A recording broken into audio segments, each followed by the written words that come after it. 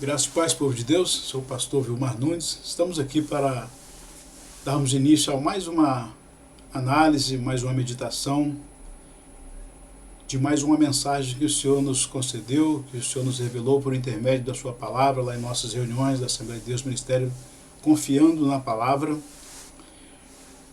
O que eu tenho para os irmãos, como os irmãos já têm percebido, é uma revelação e uma mensagem da parte do Senhor. A nossa intenção não é apenas transmitir alguma coisa de teologia bíblica ou da própria teologia em si mesmo, porque disso a internet já está cheia, mas trazer uma palavra de Deus, uma palavra revelada do Senhor para o seu coração, para a sua vida, para a sua família, para cada um de nós, você que está precisando de uma palavra nesse dia. E vamos então dar início. Vou continuar usando a versão Almeida Revista e Corrigida, que é uma das mais populares, mas se você quiser acompanhar com a sua versão ou acompanhar apenas com a legenda, fica à vontade. E o tema de hoje é: você é filho do rei ou filha do rei. Portanto, você é um príncipe ou uma princesa. Amém? Você é filho do rei ou filha do rei. Portanto, você é um príncipe ou uma princesa. Nós vamos ler como referência de introdução na primeira Epístola Universal do apóstolo Pedro, capítulo 2, versos 1 ao 10. Primeira Epístola de Pedro, capítulo 2, versos 1 ao 10. Vamos fazer uma leitura?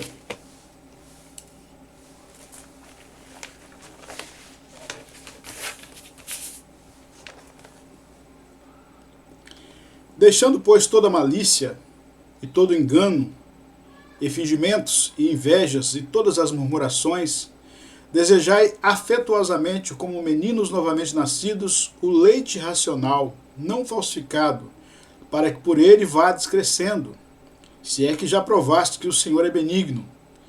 E chegando-vos para ele a pedra viva, reprovada, na verdade, pelos homens, mas para com Deus eleita e preciosa.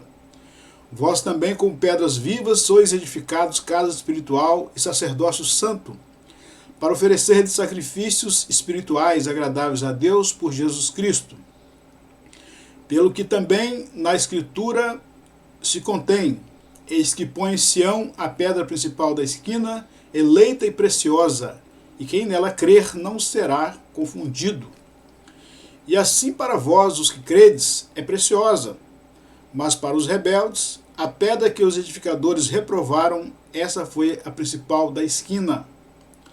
É uma pedra de tropeço e rocha de escândalo para aqueles que tropeçam na palavra, sendo desobedientes para o que também foram destinados. Mas vós sois a geração eleita, o sacerdócio real, a nação santa, o povo adquirido, para que anuncieis as virtudes daquele que vos chamou das trevas para a sua maravilhosa luz. Vós que em outro tempo não eres povo, mas agora sois povo de Deus, que não tinhas alcançado misericórdia, mas agora alcançastes misericórdia. Oremos. Senhor, muito obrigado por essa palavra que o Senhor traz aos nossos corações neste dia. Obrigado por essa oportunidade de compartilhar com os teus filhos mais uma meditação, mais uma revelação que o Senhor nos deu por intermédio do mistério e da profundidade da mensagem da Tua Palavra. Tenha liberdade conosco mais uma vez, é o que nós pedimos e cremos em nome de Jesus. Amém.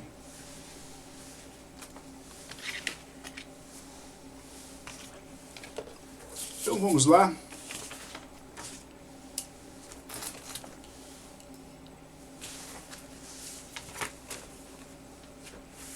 Eu percebo há muito tempo que muitas pessoas,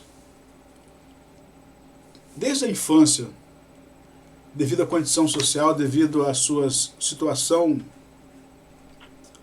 financeira e meio social em que vivem, ouvem frases como: esse menino não vai dar em nada, nasceu para sofrer, não presta para nada, e tantas outras coisas negativas, tantas outras frases de derrota, de tantas coisas. E as pessoas vão acreditando nisso.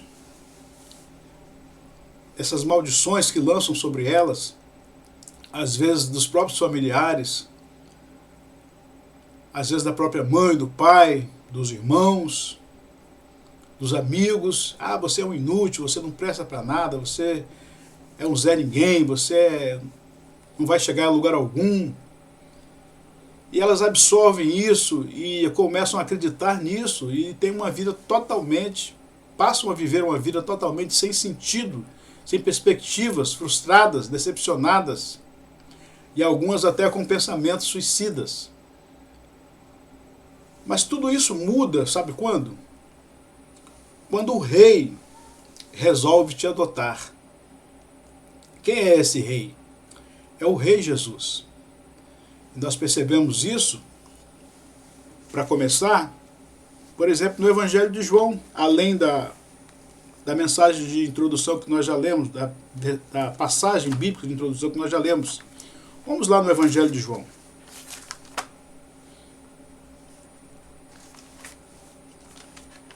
João capítulo 10.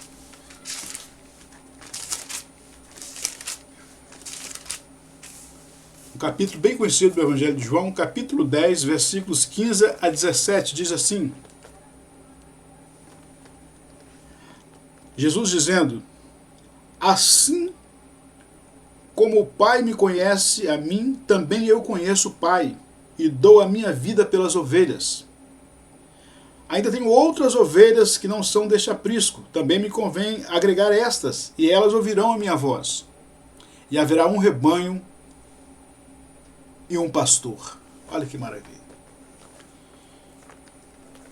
O Senhor Jesus está dizendo que ele, além das ovelhas que ele já tinha lá em Israel, lá na Judéia, lá em Jerusalém, toda aquela região, ele tinha outras ovelhas que não eram daquele aprisco, ou seja, daquele ambiente, daquele curral. E essas outras ovelhas somos eu e você, somos nós. Os povos, os gentios, que foram alcançados pelo Evangelho. Ele foi rejeitado pelos seus,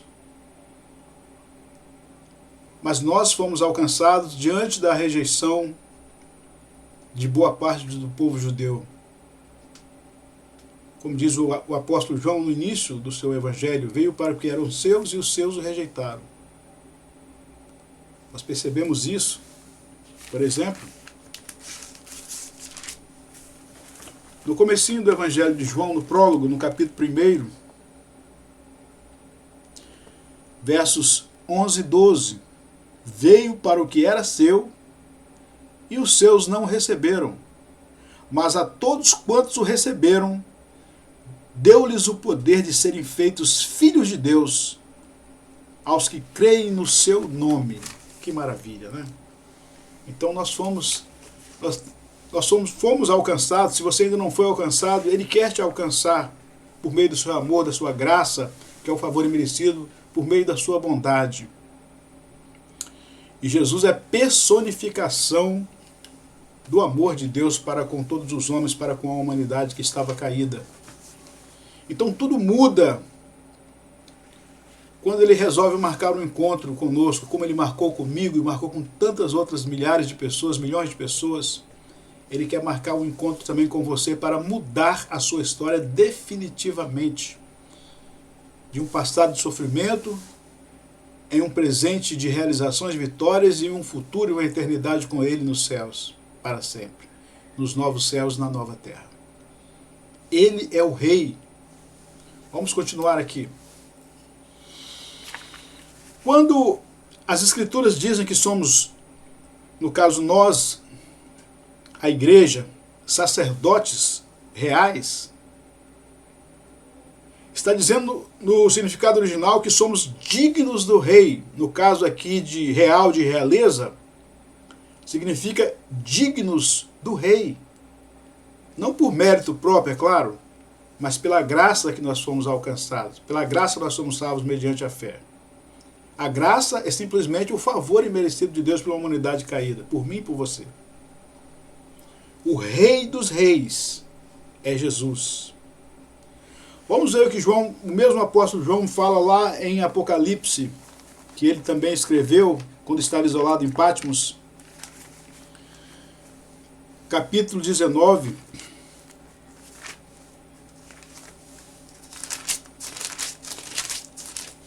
capítulo 19, versos 15 ao 16, a segunda parte desse capítulo, quando fala sobre vitórias de Cristo sobre a besta e sobre o falso profeta. Apocalipse 19, versos 15 e 16 diz assim: E da sua boca saiu uma aguda espada para ferir com ela as nações, e ele as regerá com vara de ferro, e ele mesmo é o que pisa o lagar do vinho do furor e da ira do Deus Todo-Poderoso. E na veste e na sua coxa tem escrito este nome: Rei dos Reis e Senhor dos Senhores. Que maravilha, né? Nós vemos aqui a visão de João, do Jesus glorificado, vencedor, que voltará, escrito na sua própria coxa, pode ser na coxa ou de repente por cima da coxa, nas vestes, a Bíblia não entra nesses detalhes, mencionando, especificando o seu poder, a sua realeza, como Rei dos Reis e Senhor dos Senhores. Que maravilha. Então vamos prosseguir aqui. Em segundo lugar, a partir do momento em que temos um encontro com Jesus, nascemos de novo.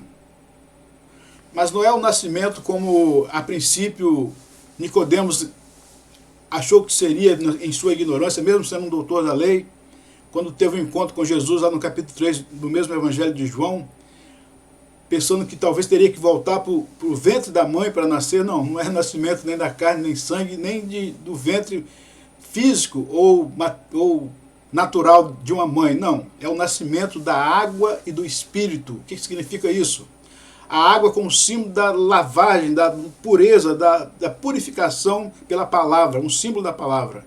E o Espírito de Deus que nos transforma. Esse é o verdadeiro nascimento quando ocorre nas nossas vidas.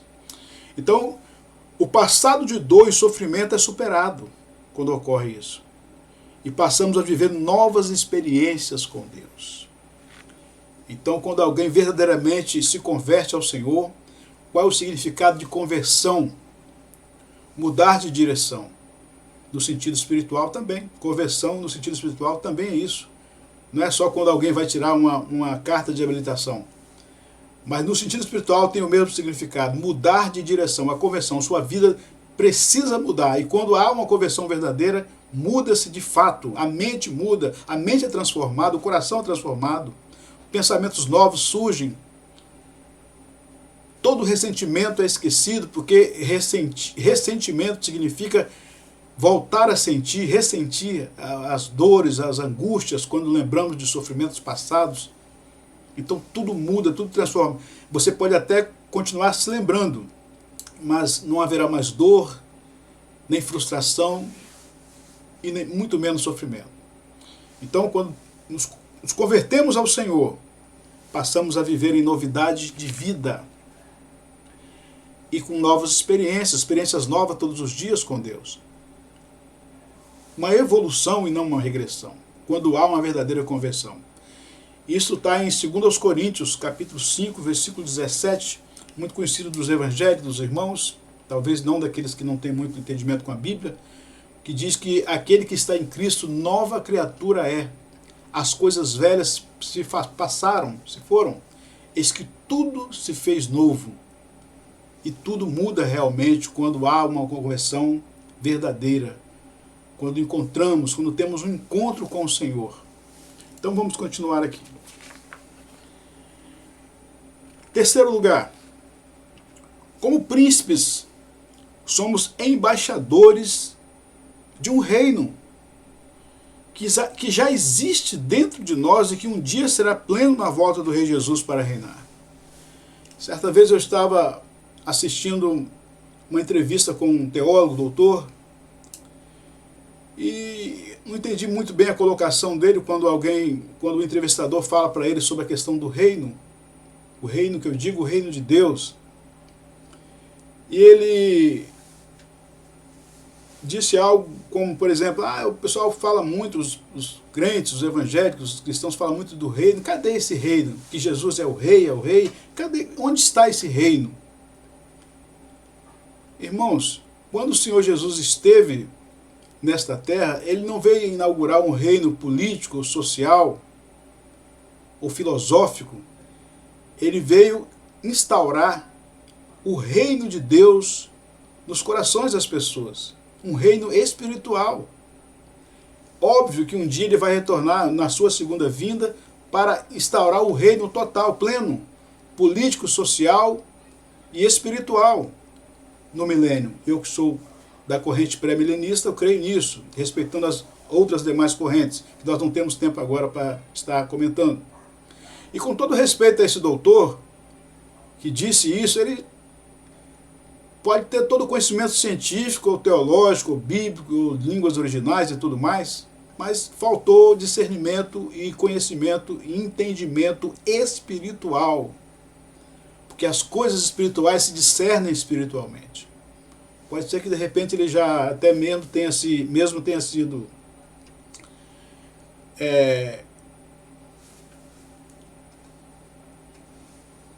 ter se retratado, na verdade, com relação a essa fala, que ficou confusa. Porque esse reino, deste rei que eu estou falando para você, o rei Jesus, ele já existe dentro de nós. E, por exemplo, quando Jesus cumpriu o seu ministério nesta terra, de 3 anos, alguns dizem 3 anos e meio, foi preso, como ele mesmo havia profetizado, e os profetas no passado antes dele, anunciando a sua vinda. Foi preso, todos nós conhecemos a história, açoitado, crucificado, morto e ressuscitou ao 3º dia. Mas antes até mesmo da sua crucificação, né, durante o período da sua prisão, ele afirmou que seu reino não era, naquele momento, não era deste mundo. Nós percebemos isso. Vamos voltar no mesmo Evangelho de João. É um evangelho que eu gosto muito, um evangelho muito maravilhoso, né? Os demais também são, mas o Evangelho de João ele tem algumas particularidades. João, capítulo 18, versos 33 a 37. Olha só o que o próprio Jesus fala aqui diante do governador Pilatos. Tornou, pois, a entrar Pilatos na audiência e chamou a Jesus e disse-lhe: Tu és o rei dos judeus? Respondeu-lhe Jesus: Tu dizes isso de ti mesmo ou disseram-te outros de mim? Pilatos respondeu: Porventura sou eu judeu? A tua nação e os principais dos sacerdotes entregaram-te a mim. Que fizestes? Respondeu Jesus: O meu reino não é deste mundo. Se o meu reino fosse deste mundo, lutariam os meus servos para que eu não fosse entregue aos judeus, mas agora o meu reino não é daqui, naquele momento, né? Disse-lhe, pois, Pilatos: Logo, tu és rei? Jesus respondeu: Tu dizes que eu sou rei. Eu para isso nasci e para isso vim ao mundo, a fim de dar testemunho da verdade. Todo aquele que é da verdade ouve a minha voz. Que maravilha. Então, irmãos, está bem claro aqui, né? Está bem claro que Jesus é o rei. Ele já é rei. E o seu reino será pleno em sua segunda vinda. Isso aqui, irmãos, é o que a palavra de Deus está dizendo. Se alguém diz que não acredita que a Bíblia, que as Sagradas Escrituras sejam a palavra de Deus, te respeito também. Mas eu, particularmente, creio em muita gente, milhares e milhões de pessoas que acreditam que a Bíblia Sagrada é a verdade, é a palavra de Deus. E Jesus é a verdade. Continuando aqui. Em quarto lugar, e também como príncipes, nossa missão é anunciar as virtudes do Senhor, as boas novas da salvação. Vamos voltar lá para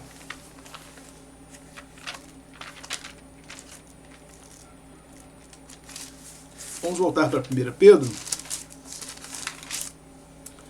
Vamos ver aqui na referência de introdução, o verso 9. Olha só que maravilha. Isso aqui reafirma a nossa condição de príncipes e princesas. 9. Mas vós sois a geração eleita. Está falando da igreja. E aí o Israel que já está convertido. O sacerdócio real, a nação santa, o povo adquirido, para que anuncieis as virtudes daquele que vos chamou das trevas para a sua maravilhosa luz. Então, somos sacerdotes reais, a nação eleita, geração santa. E tudo isso o Senhor Jesus conquistou por nós, ao nosso favor, ao se entregar na cruz do Calvário, por mim e por você, e pelo mundo inteiro de perdidos. Olha que maravilha. Então nós anunciamos as boas novas da salvação, somos embaixadores deste reino.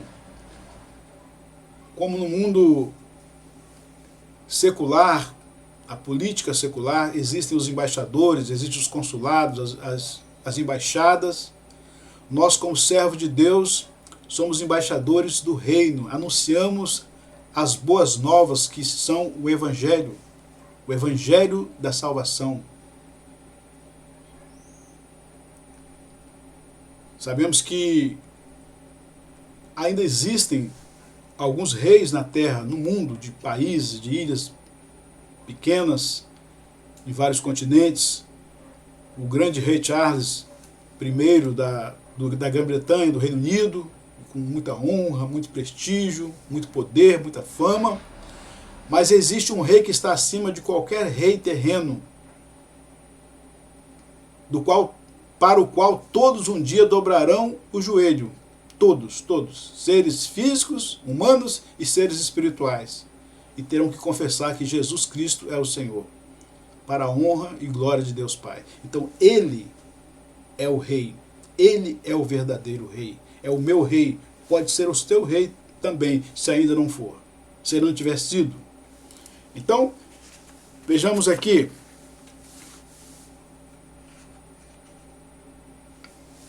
para concluir esse resumo aqui dessa mensagem que o Senhor nos deu lá em nossas reuniões, e agora estamos fazendo a análise aqui no canal, para que você também possa receber essa palavra e ser abençoado juntamente com a sua família. Como igreja, somos povo de Deus. Quem é povo de Deus hoje, irmãos? Nós, gentios, e os judeus já convertidos, como por exemplo os judeus messiânicos, porque o Senhor vai terminar de resolver a situação dele com Israel, que é a sua nação eleita também, o seu primogênito, durante a grande tribulação. E hoje o mundo está sendo evangelizado pela igreja e por parte do Israel que já é convertido, especialmente, por exemplo, os judeus messiânicos. E esses dois povos se constituem em um único, o povo de Deus. Nós, enxertados na videira, no jambuzeiro verdadeiro, na videira verdadeira que é Jesus. Como igreja somos povo de Deus, somos filhos e herdeiros do seu reino, ou co-herdeiros, que o principal herdeiro é o próprio Jesus, o Filho unigênito. Unigênito significa o único do gênero. Jesus é o Rei, é o Filho também, e também é Deus. E nós, quando recebemos a Ele como nosso Senhor, somos alcançados pelo Evangelho do Senhor, nós passamos também a sermos co-herdeiros deste reino. E se você crê que tudo isso é verdade, hoje este é o momento de você começar a usufruir desses direitos como príncipe e como princesa. Tem algumas pessoas que se acostumam com o sofrimento, com a dificuldade, com a dor, com a humilhação, com o desprezo das pessoas, devido à sua condição social. E se justificam, né, a sua situação. Deus, é assim mesmo, Deus quer assim. Não, Deus não quer ver que você viva no sofrimento constantemente, não. Existem provações, mas para toda provação há um propósito quando está dentro do plano de Deus, para mim e para você, mas a provação também tem um limite, tem um final, e o final é uma bênção, é uma vitória, é uma experiência que você tem com Deus, você passa a ter com Deus.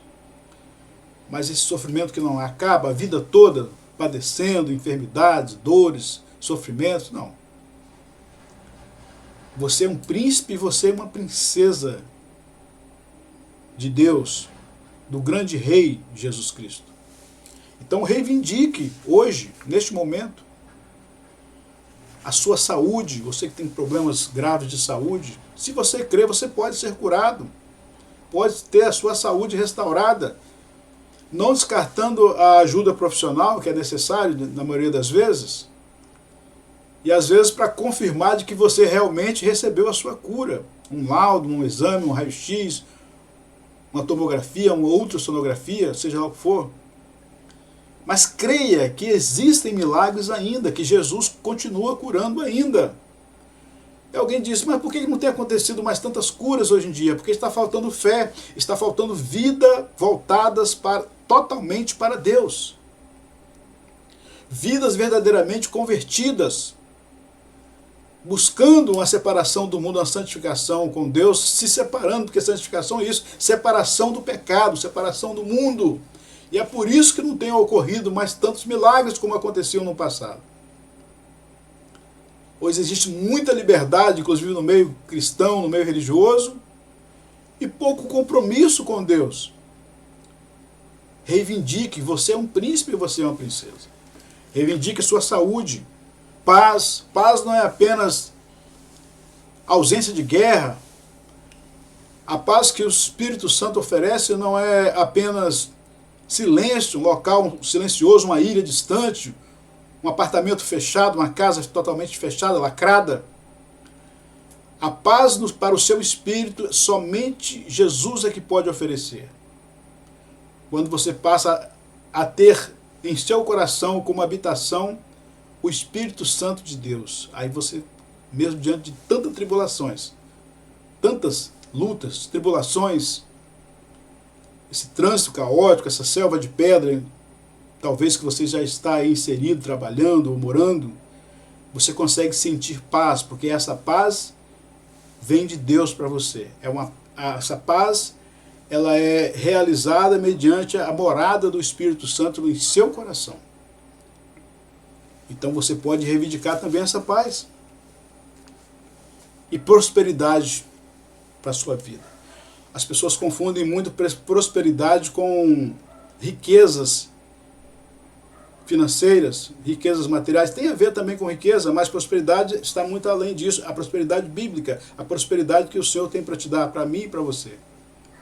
Prosperidade é ter saúde, é ter paz, é ter uma família abençoada, é estar em comunhão com Deus, é ser um instrumento na mão do Senhor, é ser um bom mordomo, um bom administrador das suas finanças, dos seus rendimentos, é semear na obra missionária com os seus rendimentos, ser um dizimista fiel, um ofertante fiel, abençoar o reino de Deus. Algumas pessoas falam, você vai dar dinheiro para o pastor, vai enriquecer aqueles vagabundos. Algumas pessoas não respeitam, afrontam, blasfemam contra Deus. E estão lá doentes, atribulados, endemoniados e pagando dízimo para o diabo. Porque quem gasta os seus rendimentos, o seu dinheiro, o seu salário do mês todo em bar, em boate, em drogas, em prostituição, em cigarros, ele está pagando o dízimo dele ao diabo e não a Deus. O Senhor te recompensa quando você abençoa a obra dele. Deus não precisa do seu dinheiro, ele não precisa, na verdade, de nada. Ele conta com a nossa ajuda para o benefício da sua obra, para a manutenção da sua obra. Então, quem não entrega, quem não devolve aquilo que é de Deus, entrega para o diabo. O dinheiro vai todo em medicamentos o mês todo, alguns não conseguem nem pagar, nem comprar todos os remédios para um mês inteiro, porque está debaixo de uma maldição de enfermidades, porque não são fiéis a Deus e vivem numa amargura terrível, até mesmo muitos cristãos. Então reivindique hoje a bênção para a sua vida e a libertação. E para nós finalizarmos, veja só o que está escrito no livro do profeta Joel, os versículos 24 ao 26, para nós estarmos finalizando. Diz assim a palavra do Senhor, promessa de Deus para Israel e para nós como igreja, 24 a 26.